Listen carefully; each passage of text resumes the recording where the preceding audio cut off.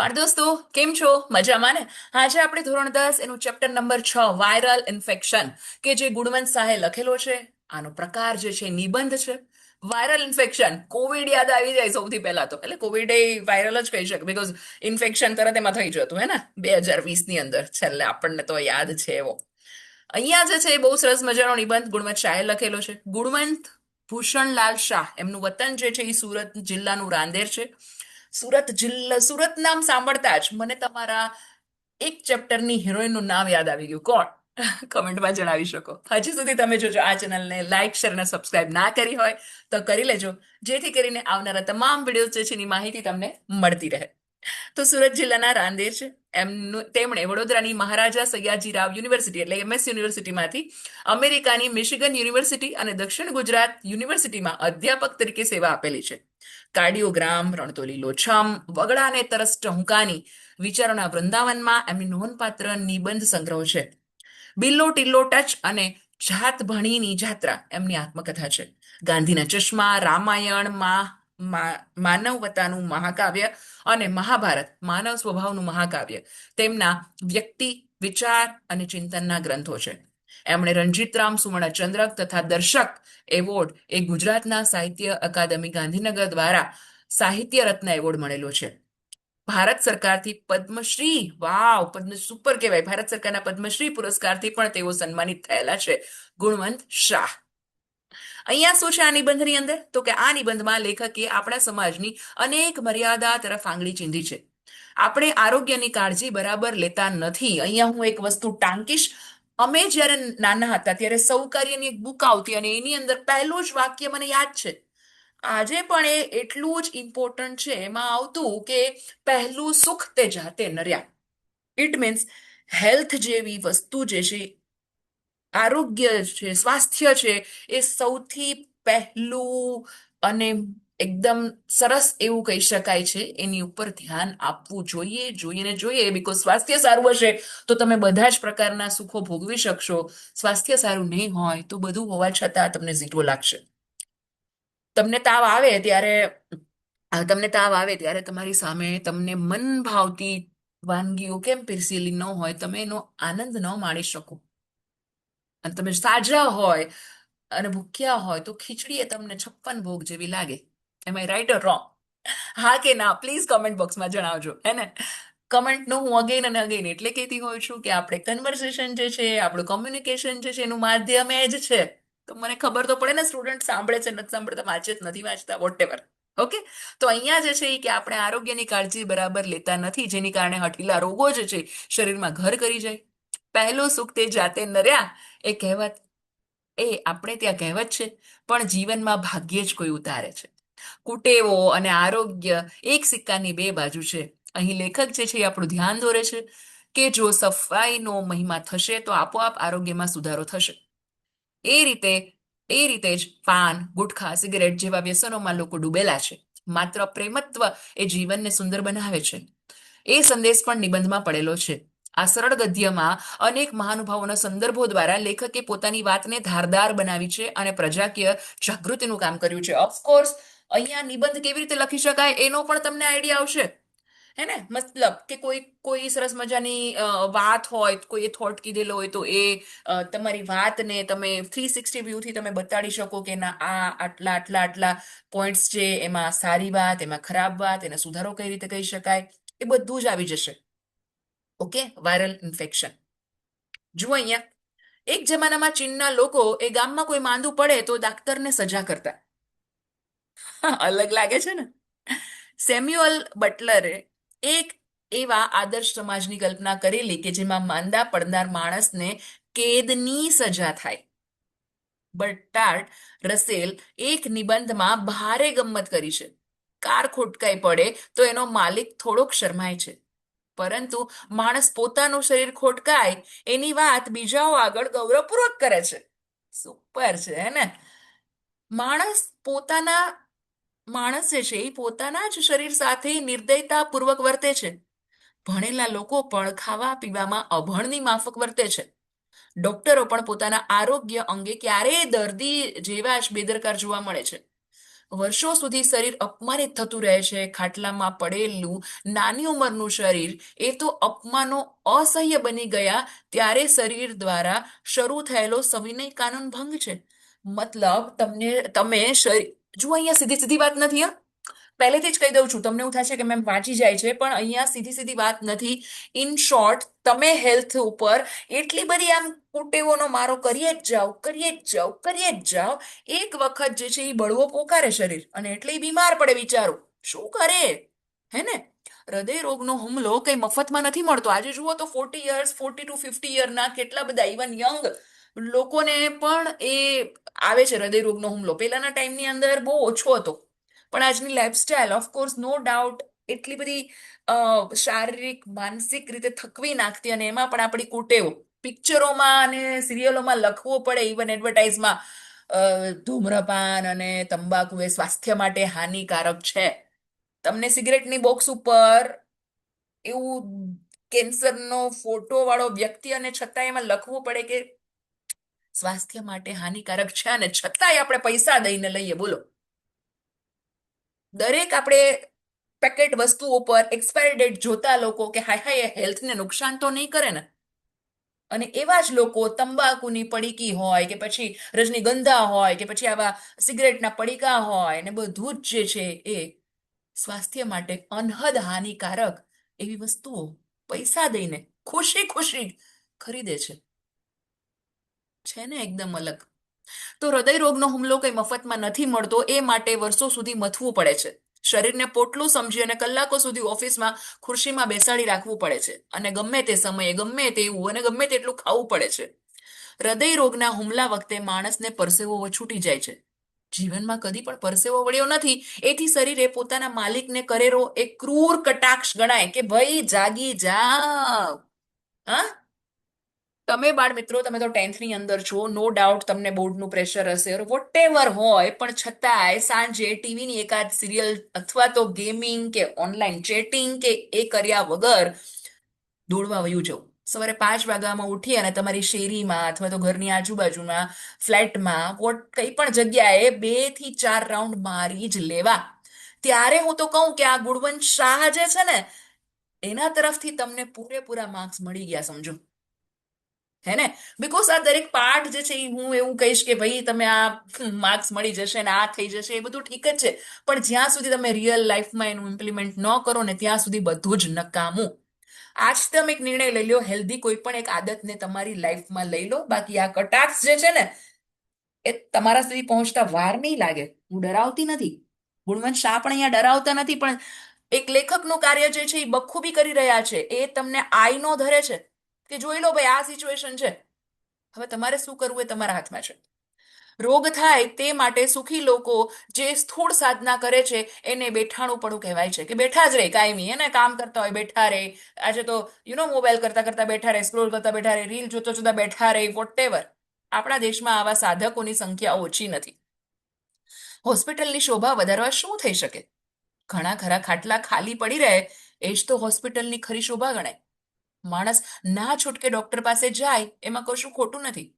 ખરેખર તો સંપૂર્ણપણે નિરોગી હોય એવા માણસને નિયમિતપણે ડોક્ટર પાસે જઈને લોહી, કાર્ડિયોગ્રામ અને બીજી બાબતોની ચકાસણી કરાવી લેવી જોઈએ. આજકાલ તો આમ બી રેગ્યુલર તમારા મમ્મી પપ્પાને બી કહેજો, ન કરતા હોય તો, કે ભાઈ મમ્મી પ્લીઝ, પપ્પા પ્લીઝ, એક વર્ષે તમારે તમારું, ભલે તમે સાજા છો, તમે 100 વર્ષ જીવો હે ને, એવા અમે આશીષ આપીએ અને તમે એવા રહો, પણ હર વર્ષે તમે રોગ નથી કઈ વાંધો નહીં, તમે હર વર્ષે તમારું બ્લડ ટેસ્ટ, નોર્મલ રિપોર્ટ જે હોય બેઝિક એ કરાવી જ લો. તો આની પહેલાના પાઠની અંદર કે મેં ક્યારેક કીધું તો તમારા પેરેન્ટ્સને થેન્ક યુ કહેજો, અને આ વખતે તમે પેરેન્ટ્સનું કહેજો કે ભાઈ મમ્મી પ્લીઝ બ્લડ ટેસ્ટ કરાવી જ લો. ચલો. પોતાનું આરોગ્ય જળવાઈ રહે તે માટેના સૂચનો ડોક્ટર પાસે કઈ ફરિયાદ ન હોય ત્યારે માગવા જોઈએ. દાંતના ડોક્ટર પાસે કોઈ પણ પ્રકારનો દુખાવો ન હોય ત્યારે સમયાંતરે જઈ આવવું. આ એમ કે precaution is better than cure, હે ને? ડોક્ટર જે છે એ રોગની જાળવણી માટે છે કે આરોગ્યની? આ પ્રશ્ન ડોક્ટરની કમાણી જે છે એ ઉપર સીધો પ્રહાર કરનારો છે. ઓપીડીમાં કીડિયારો ઉભરાય છે, એ તો સભ્ય ગણાતા સમાજની શરમ છે. આજે તમે જુઓ તો રેડિયો ઉપર હું સાંભળતી હોય કેટલી બધી નવી નવી હોસ્પિટલો ખુલતી જ હોય, એની એડવર્ટાઇઝ હોય, એની રિપ્લેસમેન્ટ અમે કરીએ, હાર્ટ ટ્રાન્સપ્લાન્ટ અમે કરીએ, ફલણું અમે કરીએ, ઢીમકું અમે કરીએ, તમને આ થાય છે તમે આવો, તમને આ થાય છે અમે આવો. અરે ભાઈ, આજકાલ જેટલા આમ કહેવાય ને કે રાફડા ફાટી ગયા છે હોસ્પિટલોમાં. હું કોઈ ડોક્ટરના વિરોધમાં નથી ભાઈ, તમે કાલ સવારે ડોક્ટર બનશો સરસ મજાના વિદ્યાર્થીઓ, હું કોઈ પણ એના ઓલામાં નથી, પણ અહીંયા જે પાર્ટ કહેવા માંગે છે જે આપણા રાઇટર કહેવા માંગે છે કેવું તો ખરી ને રિયલ સાચું છે એ એકદમ જ, કે કીડિયારું ઉભરાય છે લોકોનું, માંદા લોકોનું, એ સભ્ય ગણાતા સમાજની શરમ છે. અનાથાશ્રમમાં બાળકોની અને ઘરડા ઘરમાં વૃદ્ધોની સંખ્યા વધે એ કઈ તંદુરસ્ત સમાજની નિશાની નથી. સંકટ સમયની સાંકળ એ વારંવાર વપરાય એ યોગ્ય નથી. ડોક્ટરોને તાવની ફરિયાદ કરનારા દર્દીઓને કાને આજકાલ બે શબ્દો જે છે અચૂક પડે: વાયરલ ઇન્ફેક્શન. વાયરલ ઇન્ફેક્શન એટલે મોકલનારના સરનામા વગરનું વીપી પાર્સલ. ડોક્ટરને કંઈ જ ન સમજાય ત્યારે એ બે શબ્દ એની મદદે આવે. ડોક્ટરોનો એમાં કંઈ જ વાક નથી. જે દેશમાં જાહેર આરોગ્ય આટલું પાંગડું હોય ત્યાં ઢગલાબંધ વસ્તીમાં જથ્થાબંધ મહામારી હોવાની જ. ખરેખર આપણે ત્યાં જુઓ સાર્વજનિક શૌચાલયો અને આ તેને બધા, ઠીક છે મારે હવે કઈ કમેન્ટ નથી કરવી. હું પણ તમે સમજી ગયા હશો. જ્યાં ઇન્સાન જ અને ઉકરડો અડખે પડખે મળી અને સમજીને રહેતા હોય ત્યાં હોસ્પિટલો પણ ગંદી હોવાની. સ્વચ્છ હોસ્પિટલો વધારે પડતી મોંઘી હોય છે, અને સ્વચ્છ હોસ્પિટલોમાં લીલા પાટિયા ઉપર સુંદર લખાણ એટલે કે અવતરણ હોય છે, આમ કહેવાય ને કે હેઝ ડબલ ઇન્વર્ટેડ કોમા વાળું, કે જે થોડે થોડે દિવસે બદલતું રહે છે. ભારતની પ્રજામાં ગંદકી પ્રત્યે સૂગ હોવી જોઈએ એ ઝાજી જોવા મળતી નથી. ગંદકી આપણને બહુ ખલેલ નથી પહોંચાડતી. ગંદકીનો આવો સ્વીકાર એ દુનિયામાં ક્યાંય જોવા નહીં મળે. ગંદકીથી ભારે ખલેલ પામનાર એ ભારતના સૌપ્રથમ સાધુ સ્વામી વિવેકાનંદ હતા. ગરીબી અને ગંદકી વચ્ચેના બહેનપણાને કારણે આપણી હોસ્પિટલોમાં ઢગલાબંધ દર્દીઓ બળબડતા રહે છે. વેદ, ઉપનિષદ અને ગીતાના વારસાને વૈભવ અંગે ગૌરવ લેનારી આપણી પ્રજા એ બહુ મોટો વર્ગ અભણ છે ભાઈ. આપણે ત્યાં રોગ નિયમ છે અને આરોગ્ય અપવાદ છે. સુપર. આપણે ત્યાં રોગ નિયમ છે, રોગો વય સામાન્ય છે, ને આરોગ્ય હેલ્થ બી અપવાદ છે. હે એ અલગ છે. સભ્ય સમાજમાં એથી ઉલટી પરિસ્થિતિ હોવી જોઈએ. ગાંધીજી, જો અહીંયા સરસ મજાના લેખકે પોતાની વાતને સાચી બતાડવા માટે પહેલા તો એ ફોરેન જે છે એનું બી, ફોરેન મતલબ એ આપણા ભારતીય નથી એવા લોકોની પણ વાત કરી છે, ચીનના લોકોની વાત કરી છે, ઇવન સેમ્યુઅલ બટલરે કીધી છે એની વાત કરી છે, રાઈટ? તો એવી બધી વાત તો કરી જ છે. સાથે સાથે ભારતના ગાંધીજી લઈ લ્યો, સ્વામી વિવેકાનંદ લઈ લ્યો, એ બધાએ પણ આંગળી ચીંધી જ છે. તો ગાંધીજી માંદગીને લગભગ અપરાધ ગણતા અને પોતાની માંદગીને તો આધ્યાત્મિક ભૂલ તરીકે જોતા. તંબાકુના ગુટખા ખાનારને સફરજન મોંઘું પડે છે. સિગરેટના ધુમાડા કાઢનારને ખરજૂર, અંજીર, આલુ કે કાજુ મોંઘા પડે છે. નાસ્તામાં તળેલી વાનગી જ હોય, ફળ હોઈ જ ન શકે. લગ્નના રિસેપ્શનમાં પાર્ટી આપનાર યજમાનનો પ્રેમાળ ઈરાદો જમવા આવેલા નર નારીઓની પેટની હાલત બગાડવાનો હોય એવો વહેમ પડે એવી સ્થિતિ છે. લોકો બસ ખાધે જ રાખે, પીધે જ રાખે અને જીવીએ જ રાખે. માંદગીને ખાટલે ઘણું ખરું તો વેડફાઈ ચૂકેલું જીવન પડેલું હોય છે. ખાંસી વારવાર આવે તો એ કફ છૂટો નથી પડતો, પરંતુ સમજણ છૂટી પડી જાય છે.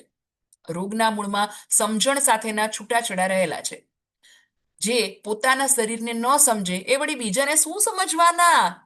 ઇન શોર્ટ, તમે બધું જેવું પીવો, જેવું તેવું બે ખાઓ, આખો દિવસ બેઠાડું જીવન જીવો, તંબાકુ, સિગરેટ પીવો, શરીરની જાણે આમ, મારે બોલવું નથી એ વસ્તુ આવી જાય છે કે જરાય ધ્યાન જ ન રાખો. અને પછી જો તમે દવાખાને ન જાઓ તો અપવાદ. ઇન શોર્ટ, તમે બધા પ્રયત્ન કરી લો, હે ને, શરીરને બીમાર પાડવાના. શરીરની સ્વસ્થતા એવી. હવે મનની વાત આવે છે. મનની સ્વસ્થતાનો શરીરની તંદુરસ્તી ઉપર સીધો જ પ્રભાવ પડે. જેનું મન ભાંગી પડે એનું શરીર પણ ભાંગી પડે. મનની પ્રસન્નતા એ પાચન શક્તિ જાળવી લેનારી છે. ઈર્ષા ખોટે ખોટી અડ્ડી ખાય એસિડિટી વધારે છે એવો પૂરો સંભવ છે. માનસિક તાણ બ્લડ પ્રેશરને સડી કરે છે. એટલે જ ન કહીએ કે તમને શું સ્ટ્રેસ છે, કંઈક સ્ટ્રેસ છે એટલે બ્લડ પ્રેશર થાય છે. બીકોઝ જેવું તમારું મન અને શરીર જે છે ને એ એકબીજા સાથે સંકળાયેલા છે. તમે એક દિવસ આમ ખુશ રહીને જોજો. તમે તો નાના છો, ઓફકોર્સ, તમને શું ટેન્શન? 10માનું તો બિલકુલ ટેન્શન નહીં લેતા. મતલબ ભણજો. હા, પ્રયત્ન કરી પર રોજ ભણવાનું, એટલે એવું નથી કે ટેન્શન, મેં કીધું ટેન્શન નહીં લેતા, ચોપડા ને મૂકો માડીએ, નહીં નહીં નહીં. પણ ઇન શોર્ટ, તમે ખુશ હશો ને તો તમે જે ભણશો ને એ પણ તમે બહુ ઓછા ટાઈમમાં વધારે યાદ રાખી શકશો. અને તમે સ્ટ્રેસમાં હશો ને તો તમે પાના ને પાના પાના ને પાના ફેરવતા રહેશો ને, મગજ સુધી કંઈ પહોંચશે જ નહીં. થાય છે ને એવું. તો અહીંયા એવું કહે છે કે જે મનની પ્રસન્નતા એ પાચન શક્તિને જાળવી લેનારી છે. ઈર્ષા એસિડિટી વધારે છે એવો પૂરો સંભવ છે. માનસિક તાણ એ બ્લડ પ્રેશરને સળી કરે. અતિશય ચિંતા પેટના અલ્સરને ખો આપે એમ બને. પતિ પત્નીનો વચ્ચેનો સંબંધ એ બંનેના સ્વાસ્થ્યને સીધી અસર પહોંચાડે છે. કેટલાક પરિવારોમાં ખડખડાટ હાસ્ય એ મહિને એકવાર પણ સાંભળવા નથી મળતું. માણસે હસવાની એક પણ તક છોડવી ન જોઈએ. મુંબઈની ટ્રેનમાં ભજન મંડળી ધૂમ મચાવે છે. ભજનાનંદ તાણમાં ઘટાડો કરે છે. ભજન પ્લસ આનંદ, અહીંયા ભજનાનંદ એટલે ભજન પ્લસ આનંદ તાણમાં ઘટાડો કરે છે. પ્રાર્થનામાં તાણની સખણી કરવાની અદ્ભુત તાકાત રહેલી છે. સુપર છે. પ્રાર્થનાને આત્માનો ખોરાક કીધેલો છે કોણે? તો કે ગાંધીજીએ. પ્રાર્થનાનું મહત્વ નિબંધ પણ વારંવાર બોર્ડમાં પૂછાયેલો છે. અને અહીંયા પ્રાર્થના રિયલી ગ્રેટિટ્યુડનો મહત્વ, તમે સિક્રેટ નામની બુક વાંચો કે તમે ખબર નહીં તમને, તમે કઈ નહીં હોય ને તો થેન્ક યુ. આજથી એક વસ્તુ મારી માનો, ચલો માનશો કે નહીં પ્લીઝ. તમે રોજ ઉઠીને 5 વસ્તુને થેન્ક યુ કહો અને સૂતી વખતે પણ એવું જ કરો. 5 જે વસ્તુને થેન્ક યુ કહો અથવા તો જે કંઈ બન્યું હોય એને થેન્ક યુ કહો, આભાર માનો. તમારી લાઈફમાં કેવો સુધારો થાય છે ને મને કહેજો. હે ને? કે થેન્ક યુ ભગવાન તમારે આટલું સરસ આપવા માટે. હે ને? એ પછી તમે કંઈ પણ કહી શકો, એની એની. હે ને? તો પ્લીઝ ટ્રાય કરજો. એવું જશે મેમ બહુ ભાષણ આપે છે, પણ સોરી, પણ શું કરું, આદત સે મજબૂર. હા, તો અહીંયા જે છે એ, હા, હાસ્ય બી નથી એમ. પ્રાર્થનામાં તાણને સઘળી કરવાની અદ્ભુત તાકાત રહેલી છે. રામે તાડકા નામની ભયંકર રાક્ષસીનો વધ કરેલો. આપણે તાણ નામની વાંસા વગરની ચુડેલનો નાશ કરવાનો છે. દશેરાના દિવસે રાવણ વધ કરવાની જરૂર નથી, પરંતુ આપણા અહંકારનો વધ કરવાનો છે. ઈગો એટલો હોય ને, ઇગોઇસ્ટિક, જયકાંત શીખડે, આત્મા મારી સટકલી એવું. અહંકાર બહુ ઈગો. અહંકાર એક એવો રોગ છે કે જે અસંખ્ય પરિવારોને પજવે છે અને પ્રજાળે છે. સરળ વ્યક્તિત્વનું સ્વાસ્થ્ય એ સારું રહે એવી શક્યતા પ્રમાણમાં વધારે રહેલી હોય છે. જે વ્યક્તિ દાવ પેચ રમે, આમ પોલિટિક્સ બહુ હોય, છળકપટમાં રાચે, એનું શરીર પણ સાવ નિરોગી રહી શકે. મનનો મેલો હોય તેવો આદમી ઘણું ખરું શારીરિક તકલીફ વગરનો ન હોઈ શકે. અસ્વસ્થ અને હા, અસ્વચ્છ અને અસ્વસ્થ મન એ નશા તરફ જલ્દી વળે. સિગરેટના ધુમાડો એ મનની બેચેનીનું વાયુ સ્વરૂપ ગણાય છે. ક્યારેક ધૂમ્રપાન કરનારો અને શરાબ સેવન કરનારો માણસ લાંબુ જીવી જાય ત્યારે લોકો એક કુતર્ક ચલાવે, ઓ જેમ જીવવું હોય એમ જીવો. ફલાણા ભાઈને સિગરેટ પીવાથી શું નુકસાન થયું? એક સ્ત્રીનો ફોટો અખબારમાં છપાયો. 127 વર્ષની એ સ્ત્રી ધૂમ્રપાન કરી રહી હતી. એણે મુલાકાતમાં જણાવ્યું કે હવે તેણે સિગરેટની સંખ્યા ઘટાડી કાઢી છે. આવા દાખલા બને એથી ધૂમ્રપાન ચાલુ રાખવું એ ઘરડો તર્ક છે. મતલબ સાવ નકામો તર્ક છે. પ્રત્યેક માણસને માં, બહેન, ભાભી, પિતા, મિત્ર કે પત્ની તરફથી ભરપૂર સ્નેહ મળી રહે તો કદાચ શરાબની જરૂર નહીં પડે. હજી આપણે ત્યાં પ્રેમનો ઉપચાર તરીકે સ્વીકાર નથી થયો. લવ થેરાપી માટે હોસ્પિટલ, ઓહો, ફિલ્મ તો આવી ગઈ, મુન્ના ભાઈ એમબીબીએસ, હે ને? એમાં શું હતું? જાદુ કી ઝપ્પી. યસ, એ જ વસ્તુ અહીંયા કીધેલી છે કે જ્યારે લવ થેરાપી માટે હોય, મતલબ પ્રેમ આપો, તો એના માટે હોસ્પિટલ કે સાયક્રિયાટ્રિસ્ટ પાસે જવું ન પડે. ભર્યો ભર્યો પ્રેમાળ પરિવાર તન અને મનના આરોગ્ય માટેની પૂર્વ શરત છે. જીવન વીમો જરૂરી છે, પરંતુ જીવન શ્રદ્ધા એ એથી વધારે જરૂરી છે. એમાં સમર્પણ એ જ રોકાણ અને સ્નેહ એ ડિવિડન્ડ. માંદા પડવાનું આપણે માનીએ એટલું સહેલું નથી. મરો ત્યાં સુધી જીવોમાંથી. મારે આખી આખી બુક વસાવવી પડશે. હું તમને ચોક્કસ એ બુક નો રિવ્યુ આપીશ. બુક રિવ્યુ વિચારું છું હવે શરૂ કરીશ. ખબર નહીં, ચલો એ જોયું જશે. ફ્યુચરની વાત ફ્યુચરમાં, પણ ફ્યુચર બી હોવું જોઈએ. જીવન શ્રદ્ધા હોવી જરૂરી છે. જોવામાં લખ્યું છે, હે ને?